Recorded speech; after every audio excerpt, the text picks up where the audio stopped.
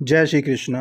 श्राद्ध की आवश्यकता क्यों है? श्राद्ध क्यों करना चाहिए? देखिए, जितने भी विद्वान पुरुष होते हैं उनको कम से कम अमावस्या के दिन तो श्राद्ध करना ही चाहिए, क्योंकि भूख प्यास से तड़पते हुए जो पितृ होते हैं वो श्राद्ध मिलेगा इस आशा से अमावस्या का वो इंतजार करते हैं कि कब अमावस्या आएगी और हम कुछ ग्रहण कर पाएंगे, तो वो इस प्रतीक्षा में रहते हैं। जो अमावस्या के दिन किसी भी वस्तु से, यानी कि जल हो या अन्य किसी प्रकार की वस्तु से भी अगर वो श्राद्ध नहीं करता है तो उसके पितृ जो होते हैं वो बड़े तकलीफ में रहते हैं, और अगर वो श्राद्ध करता है तो पितृ जो होते हैं वो प्रसन्न होते हैं और उसके कई पाप कर्मों का नाश भी हो जाता है उस साधक का। तो यमलोक हो चाहे स्वर्गलोक हो, सभी जगह जो पितृ रहते हैं उनको भूख प्यास तो लगती ही है, जब तक कि उनकी अगली 3 पीढ़ियां जो रहती हैं तब तक, जब तक वो जीवित हैं, जैसे कि बेटा नाती पोते जीवित हैं, तब तक उनको श्राद्ध की आवश्यकता होती है, तब तक वो ग्रहण कर सकते हैं। तो किसी के भी माता मह प्रमाता मह, जैसे कि परदादा कहते हैं, तब तक वो हैं, नाती पोते जीवित हैं और किसी व्यक्ति के, तब तक उनको भूख प्यास बहुत रहती है। तो पितृलोक हो देवलोक हो, पितृ जो होते हैं ये सूक्ष्म रूप में आते हैं, और अगर आप ब्राह्मण के द्वारा करवाते हैं तो ये ब्राह्मण के शरीर में उपस्थित होकर भोजन ग्रहण करके जाते हैं, ब्राह्मण के रूप में ही जब आप ब्राह्मण को भोजन करवाते हैं। और यदि आप स्वयं ही खुद ही कर रहे हैं, धूप दे रहे हैं, तो ये उसे ग्रहण करके जाते हैं। और जो पितृ कहीं अन्य जन्म में जन्म ले चुके हैं, अन्य योनियों में आ चुके हैं, उनका भाग्य जो होता है वो दिव्य पितृ आकर ग्रहण करते हैं, और जीव जहाँ भी होता है, जिस भी शरीर में होता है, वहाँ उनको सकारात्मक लाभ प्रदान कर देते हैं। मतलब उनको कहीं ना कहीं किसी न किसी प्रकार से लाभ मिल जाएगा, ये दिव्य पितरों का काम है।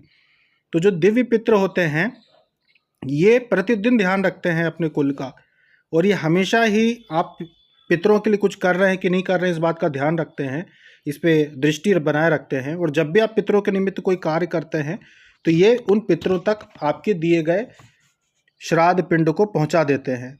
और ऐसे पितृ जो कई अन्य अन्य प्रकार की योनियों में तकलीफ पा रहे हो, कई नरकों में हो चाहे वो स्वर्ग में हो, जिनको किसी भी प्रकार की तृष्णा बाकी हो अपने कुल से, उन तक आपके दिए गए श्राद्ध पिंड को ये पहुंचाते हैं। इसीलिए श्राद्ध करना ही चाहिए, श्राद्ध की आवश्यकता होती है। श्राद्ध का समय क्या होता है?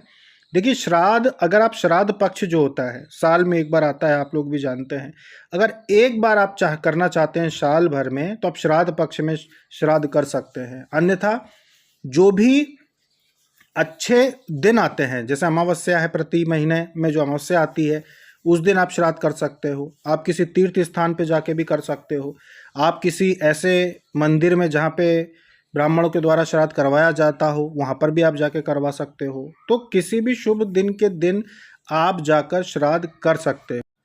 कुछ लेख हैं जिनमें से हम आपको सुनाते हैं कि श्राद्ध की महिमा क्या है। अग्निवास, बहर्षित, अजप्य, सोमप, रश्मिप, उपहूत, आयंतुन, श्राद्धभुक तथा नांदीमुख 9 दिव्य पितर बताए गए हैं। आदित्य, वसु, रुद्र तथा दोनों अश्वनी कुमार भी केवल नांदीमुख पितरों को छोड़कर शेष सभी को तृप्त करते हैं। ये पितृगण ब्रह्मा जी के समान बताए गए हैं, अतः पद्मयोनि ब्रह्मा जी उन्हें तृप्त करके उसके बाद ही सृष्टि का कार्य आरंभ करते हैं। इनके सिवा दूसरे भी मत्सरी पिता होते हैं जो स्वर्ग लोक में निवास करते हैं। वे 2 प्रकार के देखे जाते हैं, एक तो सुखी हैं और दूसरे दुखी। मर्त्य लोक में रहने वाले वंशज जिनके लिए श्राद्ध करते हैं और दान देते हैं, सभी वहाँ हर्ष में भरकर देवताओं के समान प्रसन्न होते हैं। जिनके लिए उनके वंशज कुछ भी दान नहीं करते, वे भूख प्यास से व्याकुल और दुखी देखे जाते हैं। यदि मनुष्य पिता, पितामह और प्रपितामह के उद्देश्य यानी परदादा के लिए उद्देश्य से श्राद्ध तर्पण करेंगे तो उतने से ही उनके पिता और दादा परदादा जो होते हैं सभी तृप्त हो जाएंगे। जिस अन्न से मनुष्य अपने पितरों की तुष्टि के लिए श्रेष्ठ ब्राह्मणों को तृप्त करेगा और उसी से भक्तिपूर्वक पितरों के निमित्त पिंड दान भी देगा, उससे सनातन तृप्ति प्राप्त होगी। अमावस्या के दिन वंशजों द्वारा श्राद्ध और पिंड पाकर पितरों को 1 माह तक की तृप्ति बनी रहती है।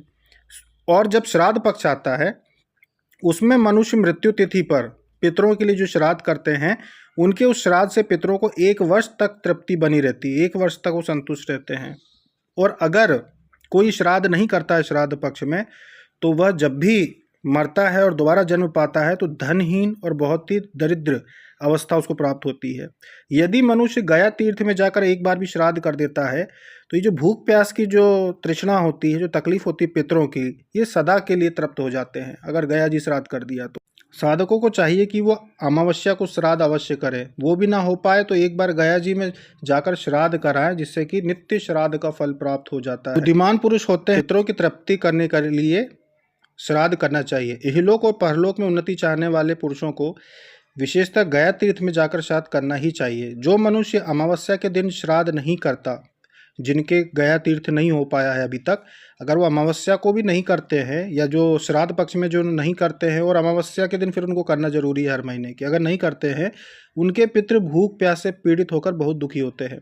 मन ही मन तृप्ति की अभिलाषा रखकर वो प्रेत पक्ष के यानी कि आपके पितृपक्ष का प्रतीक्षा करते हैं कि पितृपक्ष आएगा तो ये हमारे लिए कुछ करेंगे। ठीक उसी तरह जैसे किसान लोग रात दिन वर्षा की राह देखते हैं, वैसे पितृ भी श्राद्ध पक्ष का आप इंतजार करते हैं कि कब आएगा। पितृपक्ष बीत जाने पर भी जब उन्हें श्राद्ध कार्य नहीं मिलता, तब वे जब तक कन्या राशि पर सूर्य रहते हैं तब तक अपनी संतानों द्वारा किए हुए श्राद्ध की प्रतीक्षा करते हैं। उसके भी बीत जाने पर कुछ पितृ तुला राशि के सूर्य तक पूरे कार्तिक मास में अपने वंशजों द्वारा किए गए श्राद्ध की राह देखते हैं। जब तब भी कोई अगर नहीं करता श्राद्ध तो वो निराश होकर अपने स्थान पर लौट जाते हैं। इस प्रकार पूरे 2 मास तक भूख प्यास से व्याकुल पितृ वायु रूप में आकर घर के दरवाजे पर खड़े रहते हैं। जब तक कन्या और तुला राशि सूर्य पर रहते हैं तब तक अमावस्या के दिन सदा पितरों के लिए श्राद्ध करना चाहिए। विशेषतः तिल और जल की अंजलि देना चाहिए। जय श्री कृष्णा।